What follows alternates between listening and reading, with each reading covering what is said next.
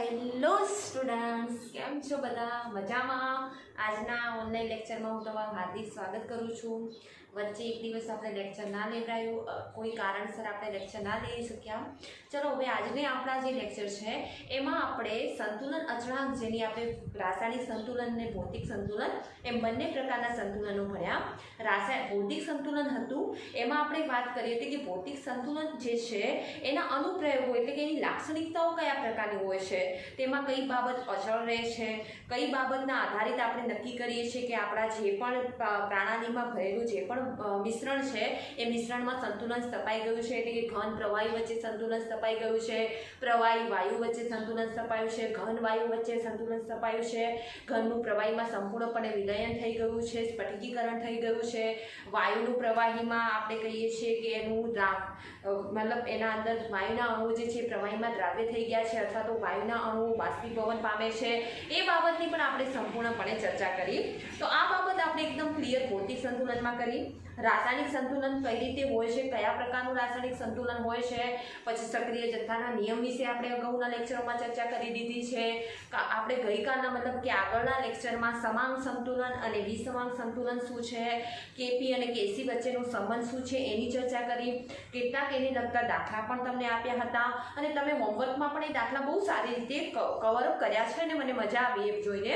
હું આશા રાખું છું કે તમે બધું જ કામ આ રીતે કરો જેથી અમને પણ અહીંયા એટલી જ ભણાવવાની મજા આવે અથવા તો અમે પણ તમારા માટે એટલા જ પ્રિપેર થઈને અહીંયા આવીએ. તો હવે આજનો આપણો જે પોઈન્ટ છે એ છે કે રાસાયણિક સંતુલન. આપણે રાસાયણિક સંતુલન કહીએ છીએ કે પ્રક્રિયકોમાંથી નિપજ અને નિપજમાંથી પ્રક્રિયક બને છે અને એક સ્થિતિ એવી આવે છે કે પ્રક્રિયકોમાંથી નિપજનો બનવાનો દર અને નિપજમાંથી પ્રક્રિયકો બનવાનો દર કેવો થઈ જાય છે, સરખો થઈ જાય છે. એનો મતલબ શું થયો કે એ સ્થિતિએ પ્રક્રિયામાં શું સ્થપાઈ ગયું હશે, સંતુલન સ્થપાયું હશે. તો આપણને કઈ રીતે ખબર પડે કે આ જે છે અહીંયા રાસાયણિક સંતુલન સમગ્રપણે સ્થપાઈ ગયું છે? તો એના માટે ફરીથી એક આપણે રાસાયણિક સંતુલનનું એક સૂત્ર આપણે નોર્મલ ABCD વાળું લઈએ છીએ એ જ લઈશું. તો પહેલા તો આપણી થિયરી શું છે, રાસાયણિક સંતુલનના અનુપ્રયોગો અથવા આપણે કહીએ કે લાક્ષણિકતા.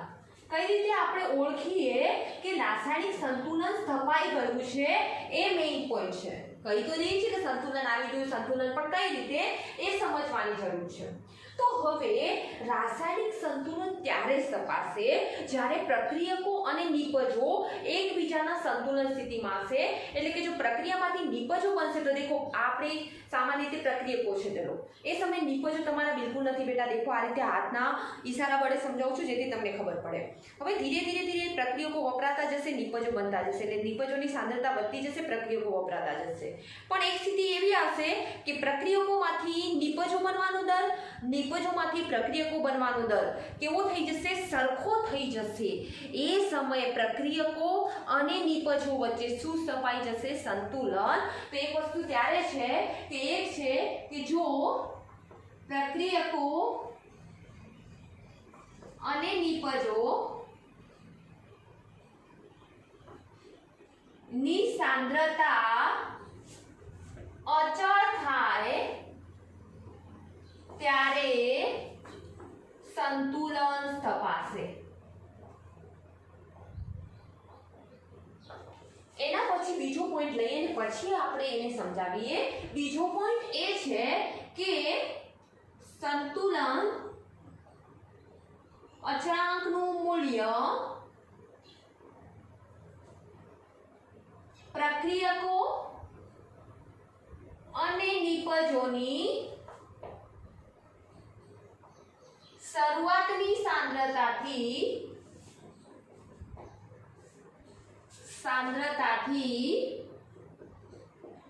સ્વતંત્ર છે.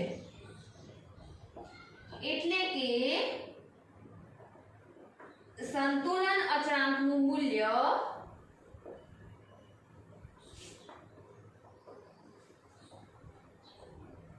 પ્રક્રિયકો અને નિપજોની શરૂઆતની સાંદ્રતા પર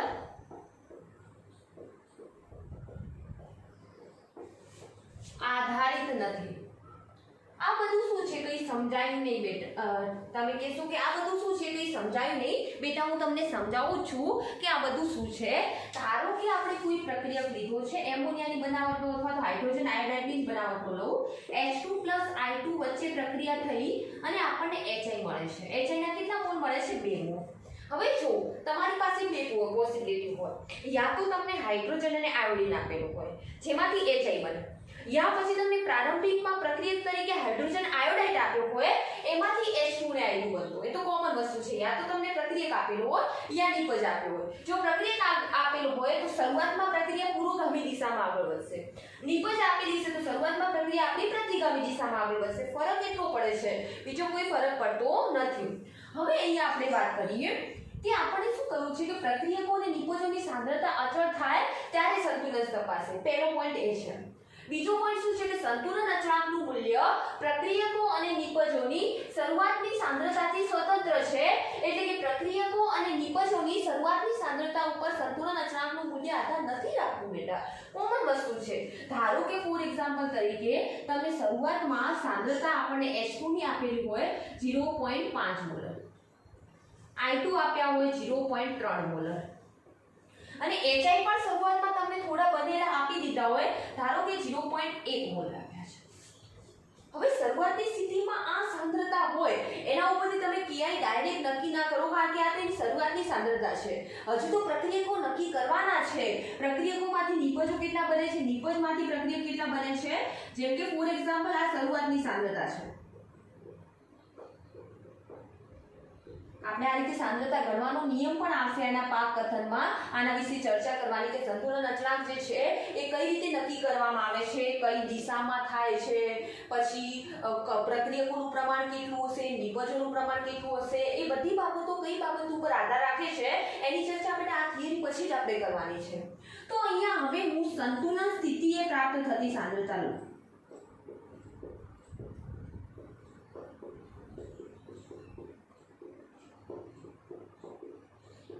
ધારો કે તમારા પ્રક્રિયકોની જે સાંદ્રતા છે એ નિપજો કરતાં વધુ છે તો નિપજની સાંદ્રતામાં વધારો થશે. એટલે કે નિપજની સાંદ્રતામાં x જેટલો વધારો થાય છે. એવા કેટલા મોલ નિપજ છે બેટા? 2 મોલ. આગળ એવો દાખલો મેં તમને ગણાવેલો છે ગઈકાલના જ લેક્ચરમાં, 2x + 0.1 મોલ. કારણ કે 0.1 તો ઓલરેડી હતા એટલે આપણે વત્તા કરીએ છીએ. ગઈકાલના લેક્ચરમાં એવું નતા કરતા બેટા, પણ આ થોડું વધારાનું નોલેજ, એક્સ્ટ્રા નોલેજ આપું છું. તો હવે H2 ની સાંદ્રતામાં શું થશે? દેખો બેટા, સંતુલન સ્થિતિ H2 ની સાંદ્રતામાં શું થશે બેટા? H2 વપરાશે ત્યારે તમને હાઇડ્રોજન આયોડાઇડ મળશે ને બેટા. I2 વપરાશે ત્યારે તમને હાઇડ્રોજન આયોડાઇડ મળશે. તો હાઇડ્રોજન આયોડાઇડના 1 મોલને આપણે x ધાર્યા તો અહીંયા H2 નો 1 મોલ વપરાય છે એટલે કે x મોલ વપરાઈ જાય છે. I2 નો 1 મોલ વપરાય છે એટલે x મોલ વપરાય છે.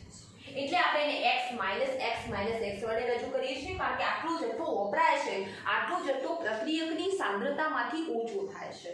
અને છેલ્લે જો આ બધું પૂરું થઈ જાય એનો મતલબ કે હવે પ્રક્રિયકો અને નિપજો એકબીજાની કઈ સ્થિતિમાં આવી ગયા છે? સંતુલન સ્થિતિમાં આવ્યા છે. તો Kc નું મૂલ્ય નક્કી કરવું હોય ને બેટા તો આ શરૂઆતની સાંદ્રતાને ધ્યાનમાં રાખીને કરવાય નહીં, કારણ કે અહીંયા તો એમે શરૂઆતમાં નિપજોની થોડી સાંદ્રતા આપી છે. ઘણી જેટલા મોટા ભાગના દાખલા કરશો એમાં નિપજોની સાંદ્રતા 0 હશે. હવે 0 મૂકો ને 0 વડે કોઈ સંખ્યાને ભાગો તો 0 જવાબ આવી ગયો. સંતુલન અચળાંક તમે નક્કી જ ના કરી શકો. કોમન વસ્તુ છે. મતલબ કે સંતુલન અચળાંકનું મૂલ્ય પ્રક્રિયકોની શરૂઆતની સાંદ્રતા પર આધાર નથી રાખતું. શરૂઆતમાં દેખો અહીંયા પ્રક્રિયકો પાસે અને નિપજો પાસે સાંદ્રતા હતી, એના અંદર આપણે કહીએ છીએ મોલર એકમમાં. એટલે કે મોલર એટલે બેટા શું? આપણા મોલારિટી. અને મોલારિટી એટલે શું થાય? તમારા જે દ્રાવ્ય છે એના મોલ ભાગાકારમાં દ્રાવણનું કદ. તો મતલબ C/V થાય છે ને બેટા મોલારિટી. સોરી, C બરાબર શું થાય છે? N/V. સાંદ્રતા મોલારિટીમાં આપણે નક્કી કરીએ છીએ તો દ્રાવ્યના મોલ ભાગાકારમાં દ્રાવણનું કદ. આ રીતે આપણે નક્કી કરીએ છીએ. હવે અહીંયા જુઓ તો શું કહ્યું છે? જો પ્રક્રિયકો અને નિપજોની સાંદ્રતા અચળ થાય. અચળ થાય એટલે તમે શું સમજશો? અચળ એટલે કે પ્રક્રિયકો અને નિપજોની સાંદ્રતા સરખી થઈ જાય. મતલબ 0.1 મોલર પ્રક્રિયકો વધ્યા, 0.1 મોલર નિપજો વધવા જોઈએ. એ તમારી પાછી ભૂલ છે.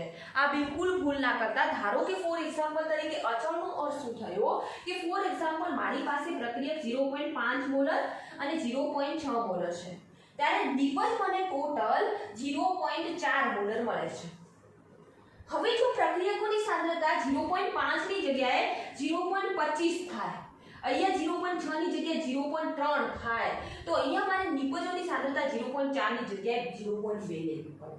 આને કહેવાય બેટા અચળ। પેલું આપણે ફોર એક્ઝામ્પલ તરીકે બેટા આપણે બોયલનો નિયમ હતો એને યાદ કરો કે P અને V નો ગુણાકાર જે છે એ કેવો રહેતો હતો? અચળ રહેતો હતો।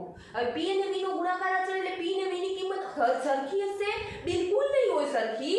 જેમ કે તમે દબાણ 200 બાર રાખો, એ સમય ધારો કે કદ તમારું 4 લિટર છે, તો કે તમારું કેટલું મળશે? દેખો બેટા 800 મળ્યું।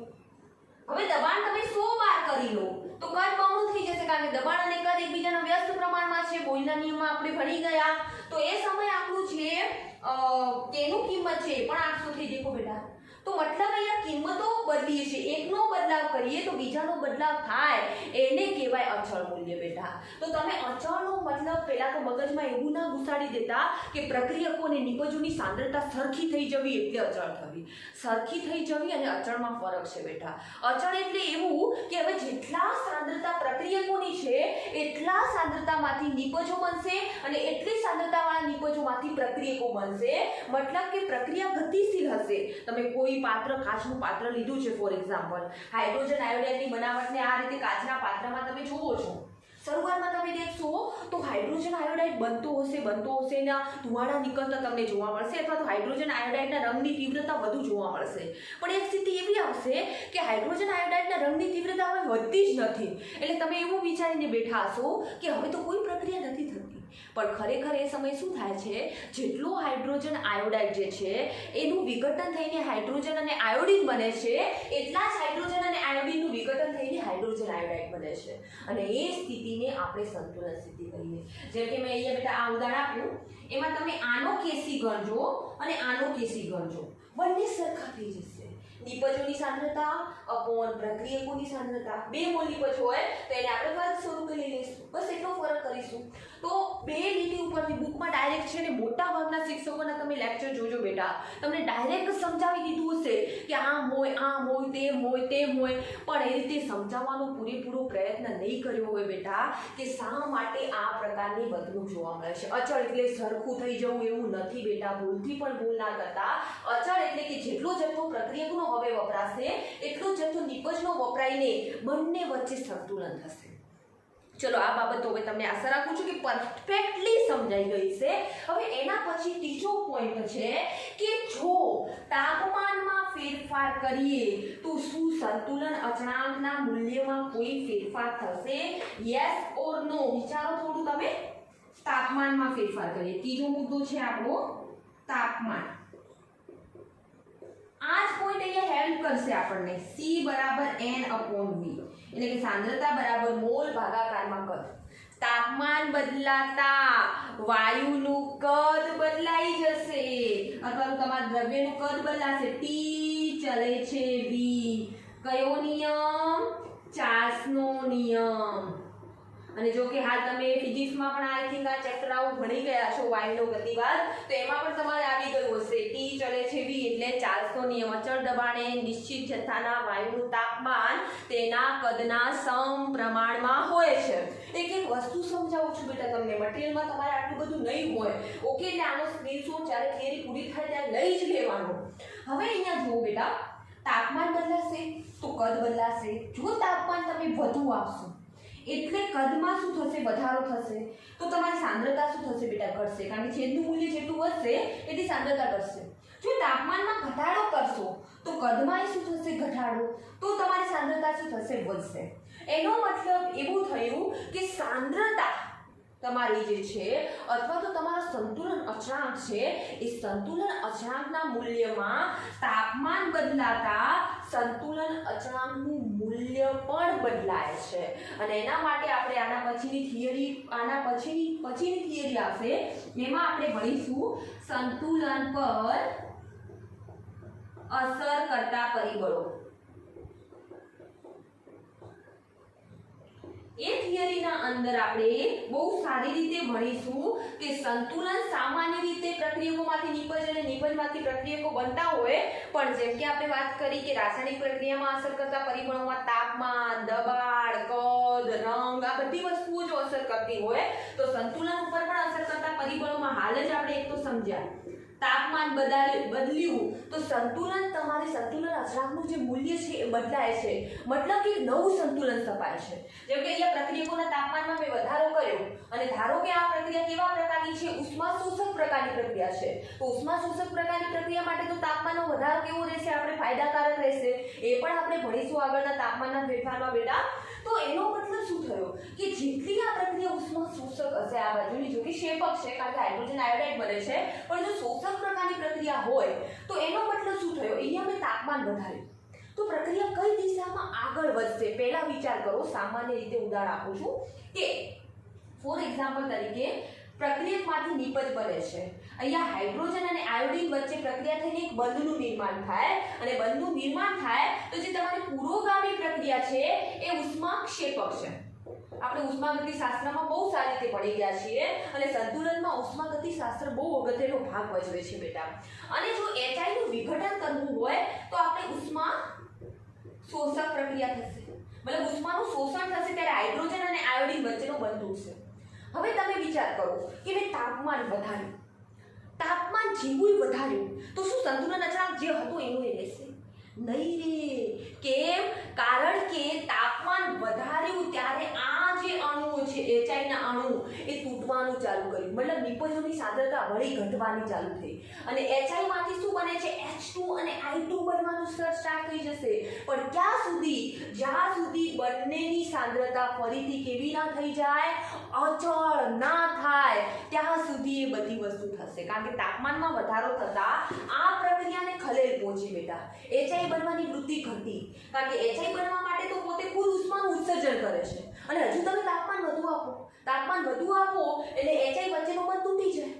પ્રક્રિયામાં તમે શું કરતા હતા, HI ને તાપમાન આપવાનું કામ કરતા હતા. તમે જે કામ કર્યું કે HI ને ચલો ગરમ રાખીએ, હીટ રાખીએ, મસ્ત હોટ રાખીએ એને, પણ HI કહે છે ના ના બાપા ના, મને વધારે તાપમાન આપ્યું તો મારા માટે એ નુકસાનકારક છે, મને વધુ તાપમાન આપવાથી મારી પ્રક્રિયા આખી પ્રતિવર્તી દિશામાં જતી રહેશે.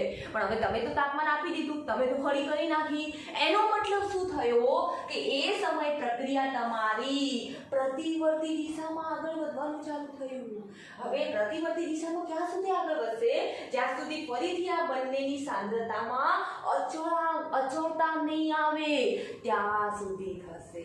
મતલબ કે તમે તાપમાનમાં ફેરફાર કર્યો તો સંતુલન અચળાંકના મૂલ્યમાં ફેરફાર થશે કારણ કે સાંદ્રતામાં પણ શું થશે બેટા, ફેરફાર થશે.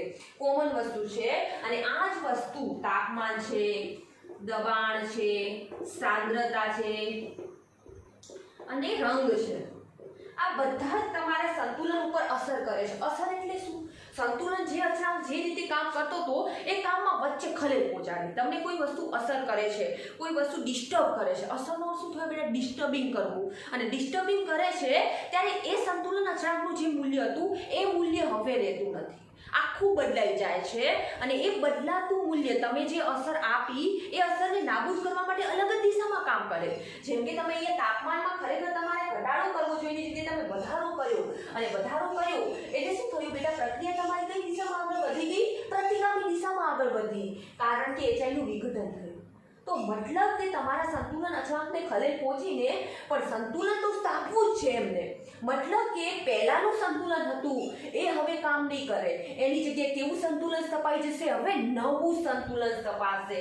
અને તમે અસર કરેલી જે તમે અસર આપી હતી, અસરમાં ફેરફાર કરવાનો પ્રયત્ન કર્યો હતો એ ફેરફાર નાબૂદ થઈ ગયો.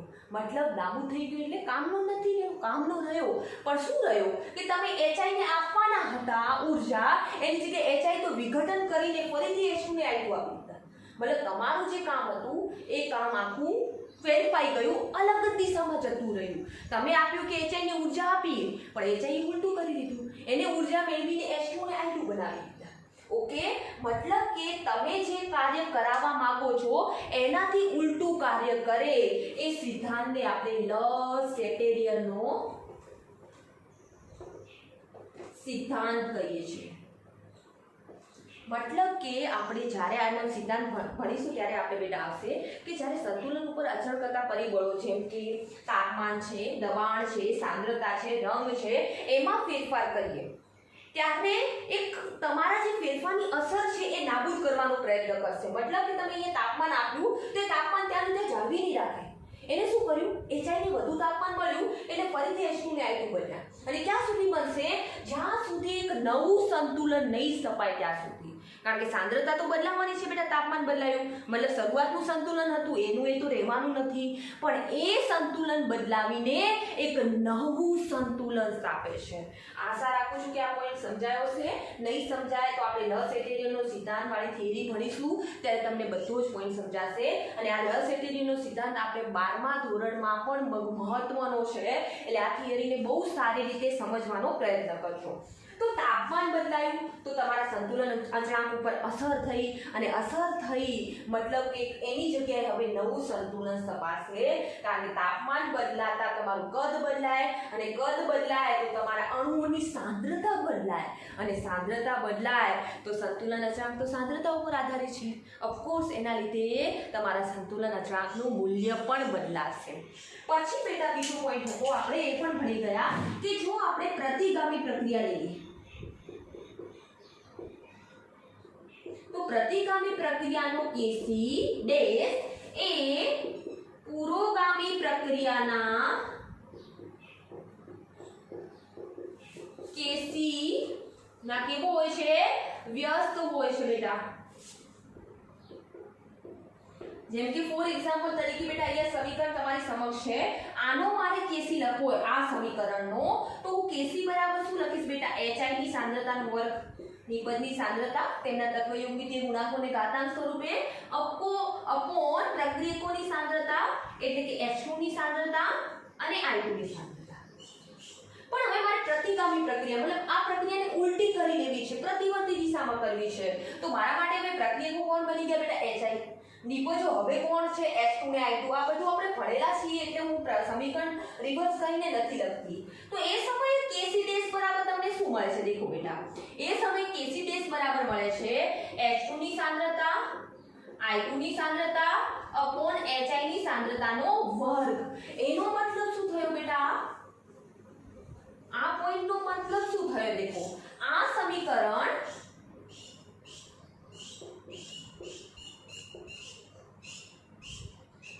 સમીકરણનું ઉલટું આ સમીકરણ તમને દેખાય છે.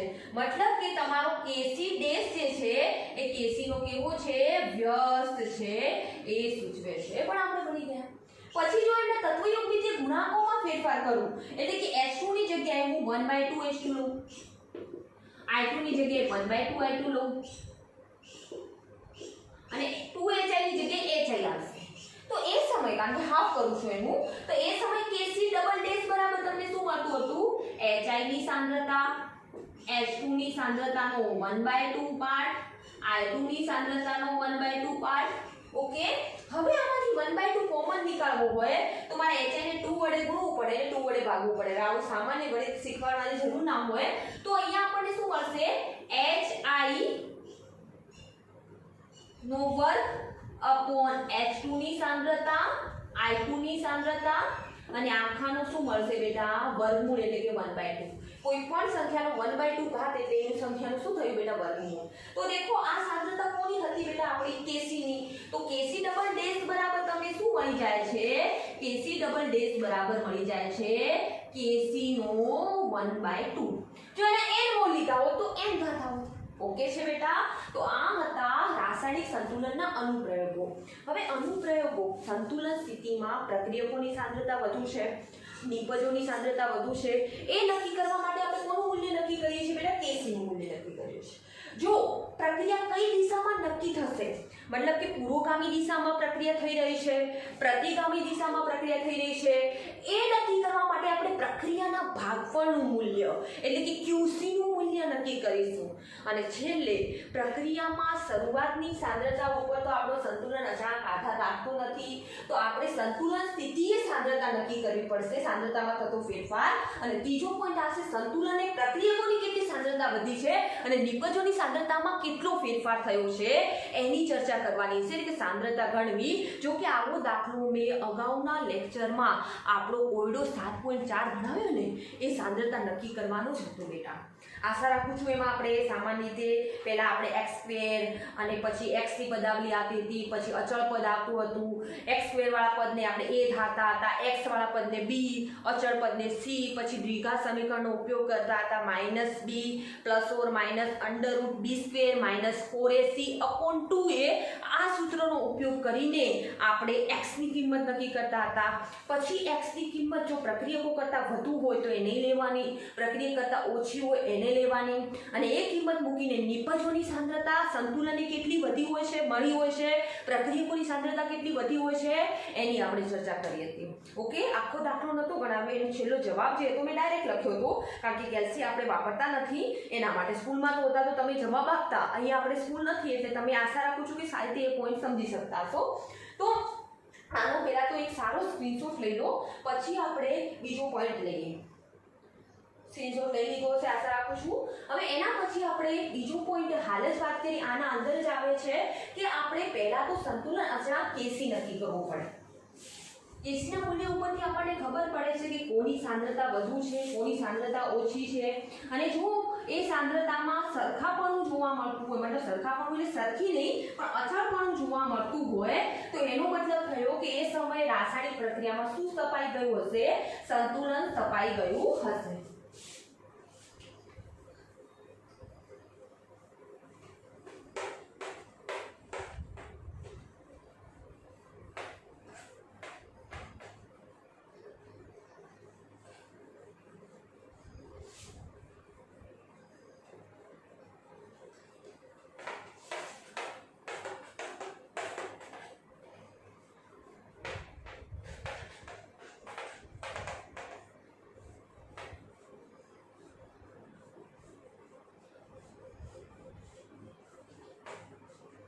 તો હવે આપણે લઈએ છીએ સંતુલન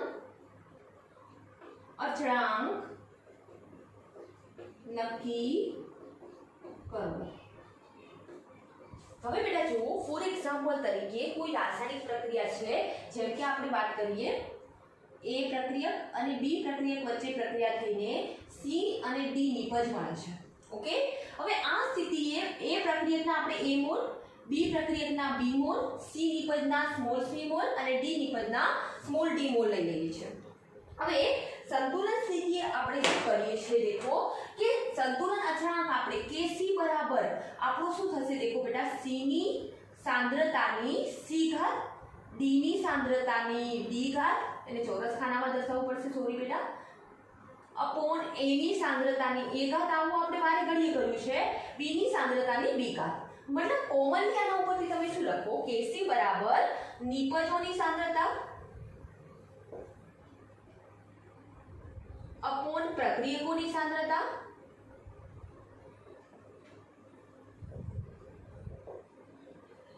ઓકે। તો એનો મતલબ શું થયો કે જો Kc 10⁵ કરતા વધુ હોય એટલે કે ઊંચું મૂલ્ય હોય, એટલે કે Kc greater than 10⁻³ 10⁻³ કરતા વધુ હોય તે સમયે નિપજોની સાંદ્રતા પ્રક્રિયકો કરતા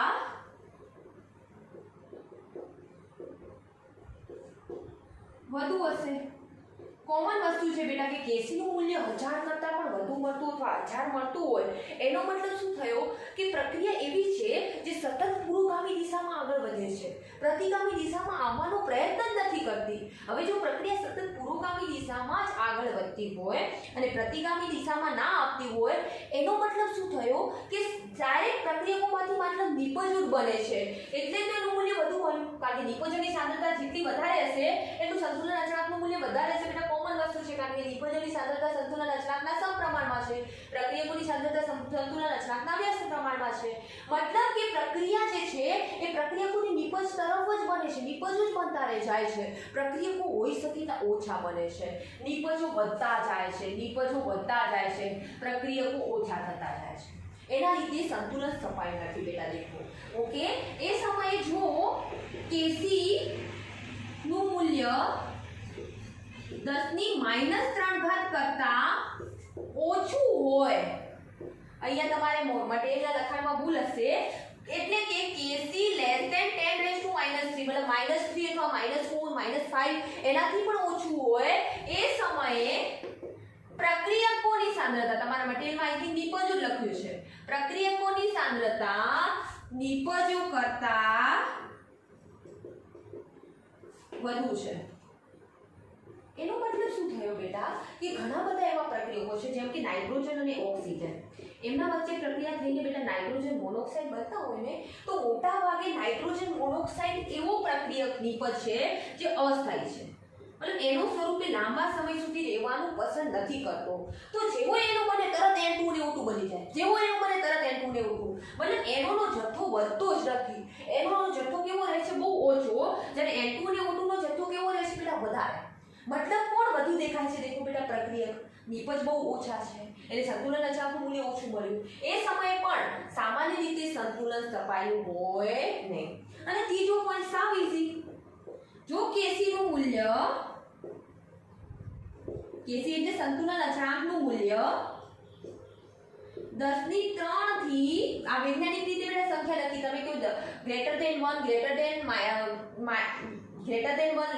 ના લખી શકીએ બેટા આ વૈજ્ઞાનિક રીતે લખી છે 10⁻³ 10⁻³ એટલે આપણે સ્વીકારવું પડશે બેટા 10⁻³ થી 10⁻³ વચ્ચે હોય તે સમયે રાસાયણિક પ્રક્રિયામાં સંતુલન સ્થપાયેલું હશે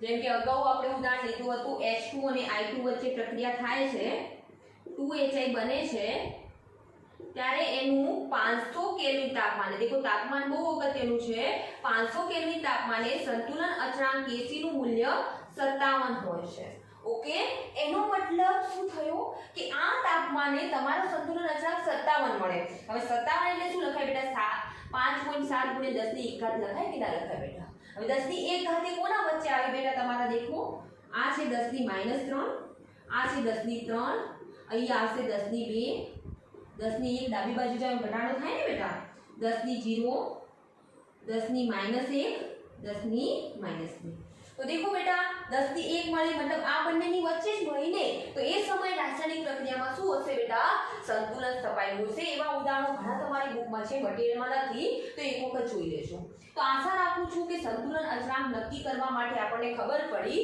કે જો સંતુલન અચળાંકનું મૂલ્ય 10⁻³ કરતાં વધુ હોય તો એનો મતલબ નિપજ વધુ પ્રમાણમાં મળી રહ્યા છે જો સંતુલન અચળાંકનું મૂલ્ય 10⁻³ કરતાં ઓછું હોય 10⁻³ ભૂલથી ના લખતા બેટા 10⁻³ કરતાં ઓછું હોય એનો મતલબ પ્રક્રિયકો વધુ બની રહ્યા છે મતલબ નિપજો સ્થાયી જ નથી નિપજો કેવા છે અસ્થાયી છે અને જો સંતુલન અચળાંકનું મૂલ્ય બંનેની વચ્ચે એટલે કે 10⁻³ થી 10⁻³ ની વચ્ચે હોય એનો મતલબ કે રાસાયણિક પ્રક્રિયા હવે કેવી સ્થિતિમાં આવી ગઈ છે સંતુલન સ્થિતિમાં આવી છે તો અહીંયા સંતુલન અચળાંક ઉપરથી નક્કી થાય છે કે કોની સાંદ્રતા વધુ છે એના પછીનો બીજો પોઈન્ટ છે બેટા પ્રક્રિયાના ભાગફળનું મૂલ્ય નક્કી કરવું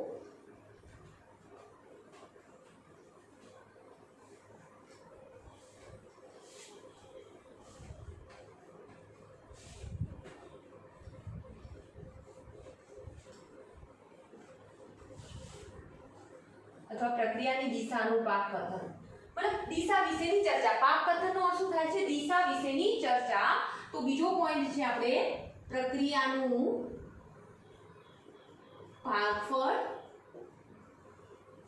એટલે કે દિશા નક્કી કરવી હવે ભાગફળ એ નું સૂત્ર અને સંતુલન અચળાંકનું સૂત્ર છે સરખું એટલે તમે કન્ફ્યુઝ થશો કે ટીચર આવું કેમ કરો છો પણ હું એકદમ ઈઝી વેથી તમને સમજાવું બહુ મજા આવશે જેમ કે ફોર એક્ઝામ્પલ તરીકે હાલ જ આપણે વાત કરી કે બીજું કોઈ સમીકરણ આપણે લઈએ ફોર એક્ઝામ્પલ તરીકે એ પ્રક્રિયક અને બી પ્રક્રિયક વચ્ચે પ્રક્રિયા થઈ 2C નિપજ મળે છે તો એના Kc નું સૂત્ર તમે શું લખશો બેટા Kc બરાબર C ની સાંદ્રતાનો વર્ગ अपॉन A ની સાંદ્રતા અને B ની સાંદ્રતા પ્રક્રિયાના ભાગફળનું સૂત્ર QC વડે આપણે એને દર્શાવી છે QC માટે પણ એ સૂત્ર છે C ની સાંદ્રતાનો વર્ગ A ની સાંદ્રતા અને B ની સાંદ્રતા પણ તમે કહેશો ટીચર તો પછી શું છે?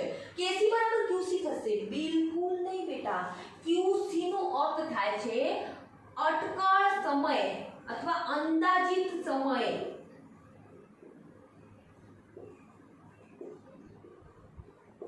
નક્કી કરેલું મૂલ્ય. અંદાજિત સમય નક્કી મૂલ્ય કરે છે. જેમ કે એ અને બી પ્રક્રિયામાંથી 2C નિપજ બનવાનું શરૂ થયું એ એવી વાત નથી જોઈને બેસતા આપણે. તમને મેં પ્રક્રિયા કરવાની ફોર એક્ઝામ્પલ આપ્યું. એક વિદ્યાર્થીને એમ કહ્યું કે તું આ પ્રક્રિયા થઈ રહી છે ને જો. બીજા વિદ્યાર્થીને કહ્યું તું પણ આ પ્રક્રિયા થઈને થતી છે તેને જો. પણ એક વિદ્યાર્થીને ઈચ્છા થઈ કે આમાં શું થઈ રહ્યું છે, સંતુલન સ્થપાયું નથી, પદ સ્થપાયું છે મને ખબર નથી, પણ હું ટ્રાય કરું છું કે આમાં જે પ્રક્રિયકો છે અને નિપજો છે એ પ્રક્રિયકો અને નિપજોનું હું હાલથી સાંદ્રતા ગણી લઉં તો સંતુલન સ્થપાયું પણ હોય નાય સ્થપાયું. અંદાજિત સમયે છોકરો બહુ દોડાયો થઈને સાંદ્રતા ગણવામાં મળવી ગયો.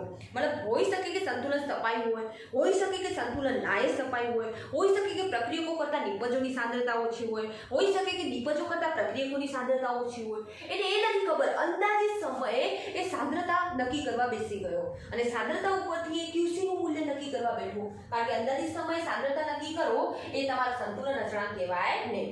તો ધારો કે ફોર એક્ઝામ્પલ તરીકે સી ની સાંદ્રતા તમને આપી દીધી છે 0.4 મોલર, એ ની સાંદ્રતા તમને આપી દીધી છે 0.2 મોલર અને બી ની સાંદ્રતા તમને આપી દીધી છે 0.1 મોલર. પણ કયા સમય છે? અંદાજિત સમયે. એટલે હું બેટા ટી સમય લઉં છું. ઓકે. હવે એનો મતલબ શું થયો? મારે QC નક્કી કરવું છે તો QC નું સૂત્ર છે બેટા સી ની સાંદ્રતાનો વર્ગ એટલે કે 0.4 નો વર્ગ, એ ની સાંદ્રતા એટલે 0.2, બી ની સાંદ્રતા એટલે 0.1. પણ અડકળ સમય નક્કી કરેલી છે એટલે બેટા દેખો ટી દર્શાવે છે, ટાઈમ દર્શાવે છે. અંદાજિત સમયે સંતુલન સ્થપાયું પણ હોય અને નાય સ્થપાયું હોય. ધારો કે આના સંતુલન અચળાંકનું મૂલ્ય કેસી નું મૂલ્ય મારી પાસે છે 65. કેસી બરાબર કેટલો છે? સાચો કેસી જે એકદમ એક્યુરેટ ટાઈમે નક્કી કરેલો છે એ છે 65. આટલો અંદાજિત સમય નક્કી કર્યો છે, ચોક્કસ સમય નક્કી કરેલો છે નહીં. તો એનો મતલબ 0.4 નો વર્ગ એટલે શું લખાય બેટા? 0.4 ગુણ્યા 0.4 લખાય. 0.2 ગુણ્યા 0.1 આ રીતે લખાય. હવે આ 0.5 છે ને આ 0.2 છે તો 0.4 ને 4 લખી દો, 0.2 ની જગ્યાએ 2 લખો. આ 0.4 ની જગ્યાએ પણ 4 લખો અને 0.1 ની જગ્યાએ 1 લખી દો. ચોખ્ખું 16 ભાગાકારમાં 2 એટલે મને તો QC નું મૂલ્ય તો 8 મળ્યું. હવે QC નું મૂલ્ય આના ઉપરથી તમે અંદાજ લગાવી શકો કે આ તમારું KC નું મૂલ્ય હતું, આ તમારું QC નું મૂલ્ય હતું. કોનું વધારે છે બેટા? KC નું. મતલબ QC તમને KC કરતા ઓછો મળ્યો. હવે એને યાદ રાખવાની ટ્રીક આપો. દેખો ગોખો ના પડે. ધારો કે મેં આ QC નો આલેખ દોર્યો છે. QC અને જો KC સરખા થઈ જતા હોય, KC બરાબર QC થતા હોય તો એનો મતલબ સંતુલન છે. આ બાજુની દિશામાં આપણા પ્રક્રિયકો છે બેટા. કોઈ શિક્ષક તમને આ રીતે સમજાવવાનો પ્રયત્ન નહીં કરે. આ બાજુ તમારા નિપજો છે. આ બાજુ દેખો, આ બાજુની દિશામાં તમારો QC જે છે એ ઘટે છે. QC ઘટે. ઓકે. આ બાજુ તમારો QC આમ દેખો બેટા સંખ્યા ઘટે છે ને, આ -2 -3. આ તો માઈનસ માં લખું છું પણ સંખ્યા નાની બને કારણ કે ડાબી બાજુ સંખ્યા નાની બને. આ બાજુ સંખ્યા તમારી મોટી છે 1 2 3. મતલબ આ બાજુ QC શું થાય છે બેટા? વધે છે KC કરતા. હવે દેખો અહીંયા QC ઘટે એટલે કે મતલબ શું છે? QC લેસ ધેન KC છે બેટા. અહીંયા QC વધી રહ્યો છે KC કરતા, મતલબ QC ગ્રેટર ધેન KC છે બેટા. વચ્ચે KC છે દેખો. આ બાજુ KC ઓછો થતો જાય છે, આ બાજુ KC વધે છે, મતલબ કે QC ઓછો થાય છે તો KC વધતો હશે એનો મતલબ. ઓકે. હવે અહીંયા શું સમજવાનું છે? મેઇન પોઈન્ટ દેખો, બહુ મજા આવશે તમને. આ બાજુ QC ઘટે છે એટલે પ્રક્રિયા તમારી સંતુલન સ્થપાવવા માટે આ બાજુની દિશામાં આવવું પડશે કારણ કે સંતુલન સ્થિતિ તો તમારી અહીંયા છે, જમણી બાજુ આવવું પડે છે. આ બાજુ QC વધી ગયો તો સંતુલન સ્થપાવવા માટે કઈ બાજુ તમારે પાછું આવવું પડશે? ડાબી બાજુ આવવું પડશે. સાવ ઈઝી છે કે નહીં? આ મસ્ત રીતે મેં સમજાવ્યું. ક્યાંય મટીરિયલમાં પણ નહીં હોય. જે વિદ્યાર્થી નીટની તૈયારી કરે છે ને આ બધી વસ્તુ બહુ મસ્ત રીતે નોટ કરી લેજો બેટા. તમારા અલગથી મટીરિયલ બનાવો, અલગ પોઈન્ટ લખો એમાં. તો એનો મતલબ QC લેસ ધેન KC હોય તો સંતુલન સ્થપાવવા માટે પ્રક્રિયા કઈ બાજુથી કઈ બાજુ આગળ વધે છે? દેખો બેટા, ડાબી બાજુથી જમણી બાજુ. અહીંયા દેખો બેટા, અહીંયા QC વધારે છે, એને પ્રક્રિયા કરવી હશે તો નિપજોની પ્રક્રિયક તરફ એટલે કે જમણી બાજુથી ડાબી બાજુ તરફ, અથવા આપણે આને એ રીતે લખીએ કે પ્રક્રિયા કઈ દિશામાં આગળ વધશે? પ્રક્રિયકોથી નિપજ તરફ બેટા. ડાબાથી જબા એટલે પ્રક્રિયકોથી નિપજ તરફ, અને જબાથી ડાબા એટલે એનો મતલબ શું થયો? નિપજથી પ્રક્રિયક તરફ આગળ વધે છે. આશા રાખું છું કે આ પોઈન્ટ તમારો એકદમ ક્લિયર થઈ ગયો હશે. આટલા સુધી આપણે ઓકે થઈ ગયું. હવે એક હજુ પણ વધારાનું શું લખી શકીએ? એક તો ડાબાથી જબા લખ્યું, અથવા તો પ્રક્રિયકોથી નિપજ, જબાથી ડાબા, અથવા તો નિપજથી પ્રક્રિયક તરફ, અથવા તો ડાબાથી જબા એટલે કઈ દિશા થઈ બેટા તમારી? ફોરવર્ડ ડાયરેક્શન એટલે કે ફોરવર્ડ દિશા એટલે કે આપણે કહીએ છીએ એને પુરોગામી દિશા ગુજરાતીમાં. પુરોગામી દિશામાં આગળ વધશે. મતલબ QC KC કરતા ઓછું હશે એનો મતલબ શું થાય છે એ પણ હું તમને સમજાવું. અહીંયા બેટા કઈ દિશામાં આગળ વધશે? ઓફકોર્સ પ્રતિગામી દિશામાં. હવે આપણને એ પ્રશ્ન થાય QC KC કરતા કેમ ઓછો છે? કેમ પ્રક્રિયા પુરોગામી દિશામાં આગળ વધે છે? QC KC કરતા એટલે ઓછો છે કારણ કે હજુ તો તમે વચ્ચેથી ગમે તે સમય નક્કી કરી લીધો, અને એ સમયે નિપજોની સાંદ્રતા હજુ તો વધી જ નથી. મતલબ નિપજો પૂરેપૂરા બન્યા નતા અને તમે અંદાજિત સમય લઈ લીધો. હવે અંદાજિત સમય લીધું એટલે નિપજોની સાંદ્રતા ઓછી પડી, પ્રક્રિયકોની સાંદ્રતા ખૂબ વધારે થઈ ગઈ, એટલે QC નું મૂલ્ય આપણને બેટા ઓછું મળ્યું. કારણ કે નિપજો ઓછા છે ત્યારે ઓછું મૂલ્ય મળે છે. એનો મતલબ કે શું કરવું પડશે? હવે પ્રક્રિયકોમાંથી હજુ વધારે નિપજ બનાવવા પડશે. જ્યાં સુધી QC અને KC સરખા ના થાય ત્યાં સુધી. ઓકે, પણ જો તમારું QC નું મૂલ્ય KC કરતા વધારે હોત તો એનો મતલબ શું થયો? કે નિપજ ખૂબ વધારે પડે છે. નિપજ વધારે પડે તોય ના ચાલે પ્રક્રિયકો કરતા. એના માટે એને સંતુલન સ્થપાવવું જરૂરી છે. તો એ સમયે નિપજોમાંથી પ્રક્રિયકો બનાવવા જરૂરી છે. ક્યાં સુધી? જ્યાં સુધી તેમની સાંદ્રતામાં અચળતા ના જોવા મળે, અચાંક ના નક્કી થાય, KC નું મૂલ્ય નક્કી થાય. મતલબ જો તમારું QC નું મૂલ્ય KC કરતા ઓછું છે એનો મતલબ નિપજ ખૂબ ઓછા પડે છે. QC નું મૂલ્ય KC કરતા વધી જાય છે એનો મતલબ નિપજ ખૂબ વધારે છે. તો જો QC KC કરતા ઓછું હોય એનો મતલબ નિપજ બનાવવાની જરૂર છે, અને નિપજ બનાવવાની જરૂર છે મતલબ પ્રક્રિયા કઈ દિશામાં આગળ વધશે? દેખો બેટા, પુરોગામી દિશામાં, પ્રક્રિયકોથી નિપજ તરફ. જો QC નું મૂલ્ય KC કરતા વધારે છે મતલબ નિપજ ખૂબ વધારે બની ગયા છે, તો શું બનાવવાની જરૂર પડશે? પ્રક્રિયકો બનાવવાની જરૂર પડશે. એ સમયે પ્રક્રિયા કઈ દિશામાં આગળ વધશે? પ્રતિગામી દિશામાં આગળ વધશે. તો અહીંયા ત્રણ બાબતો આપણે સંતુલન ઉપર અનુપ્રયોગો એની લાક્ષણિકતા નક્કી કરી બેટા. KC નક્કી કરીને નિપજોની સાંદ્રતા વધુ છે, પ્રક્રિયકોની સાંદ્રતા વધુ છે એ નક્કી કર્યું. QC ના મૂલ્ય ઉપરથી પુરોગામી દિશામાં પ્રક્રિયા થશે કે પ્રતિગામી દિશામાં પ્રક્રિયા થશે એ નક્કી કર્યું. જો QC નું મૂલ્ય KC કરતા વધારે હોય તો પ્રક્રિયા પ્રતિગામી દિશામાં થશે. જો QC નું મૂલ્ય KC કરતા ઓછું હોય તો પ્રક્રિયા કઈ દિશામાં થશે બેટા? પુરોગામી દિશામાં. કારણ કે ઓછું મૂલ્ય નિપજોની ઓછી સાંદ્રતા દર્શાવે છે, વધુ મૂલ્ય નિપજોની વધુ સાંદ્રતા દર્શાવે છે. જો નિપજોની ઓછી સાંદ્રતા હોય મતલબ નિપજો બનાવવા છે તો પુરોગામી દિશામાં આગળ વધશે. જો નિપજોની સાંદ્રતા વધુ પડે છે મતલબ પ્રક્રિયકો બનાવવાના છે સંતુલન સુધી, તો મતલબ કઈ દિશામાં આગળ વધશે બેટા? પ્રતિગામી દિશામાં આગળ વધશે. તો અહીંયા આ પોઈન્ટ તમારે ક્લિયર થઈ ગયો છે. આના પછીના લેક્ચરમાં હવે આપણે સંતુલનને સાંદ્રતા ગણવી એટલે કે એક પ્રકારનો દાખલો છે, એ દાખલાનું આપણે સોલ્યુશન લાવીશું.